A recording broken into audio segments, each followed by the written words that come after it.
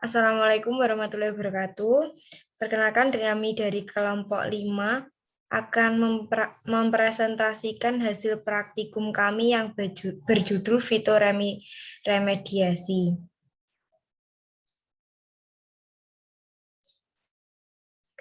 Adapun anggota kelompok 5 sendiri, ada saya sendiri, Alvina Dua Yuning Tias, dengan NIM N01211096, dan juga ada rekan-rekan saya, yaitu ada Alamanda Primavera dengan NIM K4519001, Dita Rizkiana Firdaus dengan NIM N01211110, Nurul Ikdami dengan NIM N01211084, kemudian Melisa Noviana dengan NIM K4519044, dan Rahma Ainun dengan NIM K4519060. Yang pertama yaitu pengertian fitoremediasi. Nah, fitoremediasi sendiri itu merupakan upaya penggunaan tanaman untuk memulihkan lingkungan dan berbagai jenis media yang dimana media tersebut tercemar atau terkontaminasi baik organik maupun anorganik, menurut Zahra dan Nisa 2020. Selanjutnya akan dijelaskan oleh rekan saya.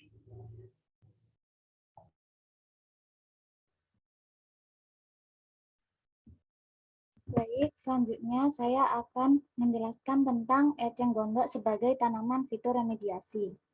Jadi salah satu agen fitoremediasi adalah eceng gondok. Eceng gondok dapat dijadikan agen fitoremediasi. Hal ini karena eceng gondok mampu menyerap zat organik, anorganik, serta logam berat yang dapat mencemari air di lingkungan tersebut.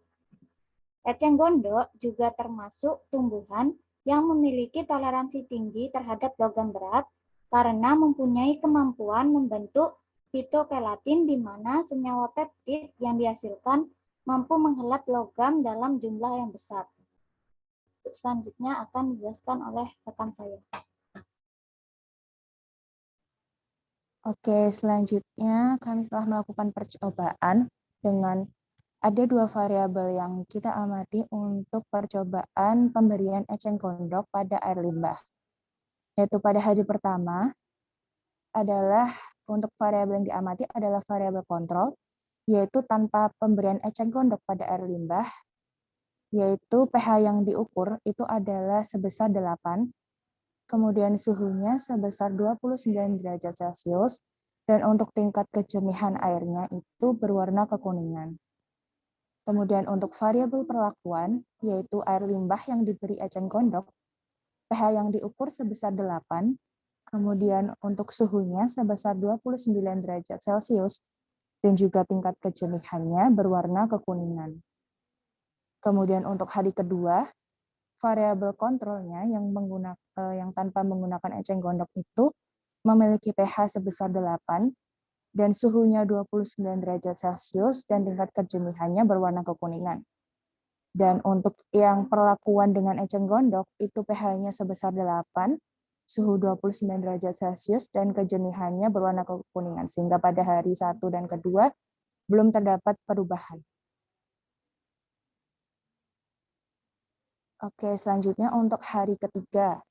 Yang pertama adalah variabel yang diamati itu tanpa eceng gondok itu pH sebesar 8, kemudian suhunya turun menjadi 27 derajat Celcius, dan kemudian tingkat kejernihannya masih berwarna kekuningan.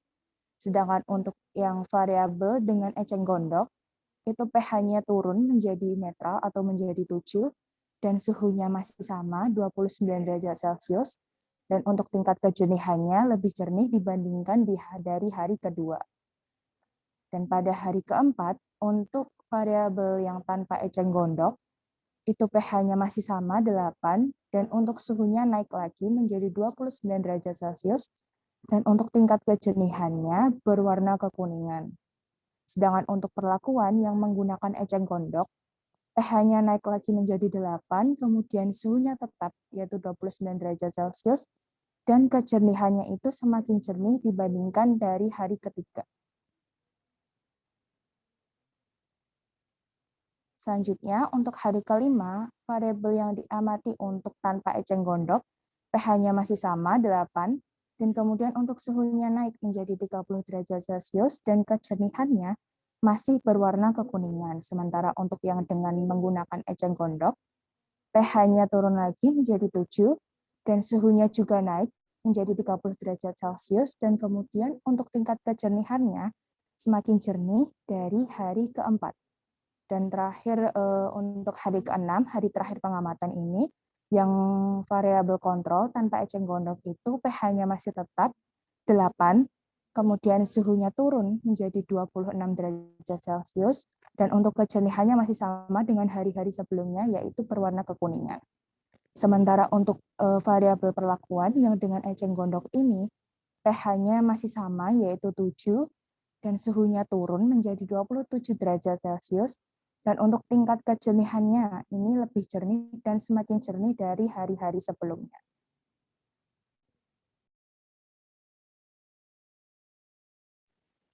Selanjutnya mengenai pengaruh eceng gondok terhadap pH. Eceng gondok dapat memengaruhi pH atau derajat keasaman, yaitu dengan banyaknya kandungan oksigen di dalam air limbah yang membuat kadar karbon dioksida menjadi berkurang, sehingga dapat menormalkan nilai pH. Yang selanjutnya yakni pengaruh eceng gondok terhadap suhu.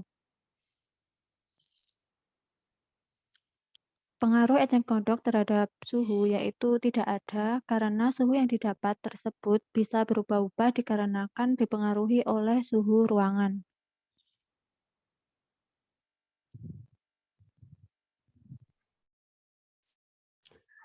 Baik, untuk pembahasan selanjutnya yaitu pengaruh eceng gondok terhadap kejernihan air limbah. Di mana pengaruh eceng gondok terhadap kejernihan air limbah yaitu eceng gondok terbukti bahwa dapat menjernihkan air limbah, di mana hal tersebut terbukti bahwa pada variabel perlakuan yaitu dengan penambahan eceng gondok, air limbah yang sebelumnya keruh menjadi semakin jernih dari hari ke hari.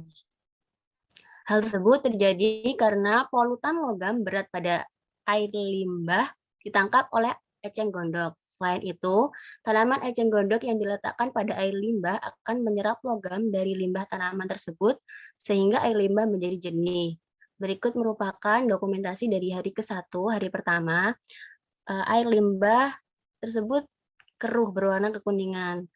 Namun setelah diberi eceng gondok pada hari ke-6 terlihat semakin jernih.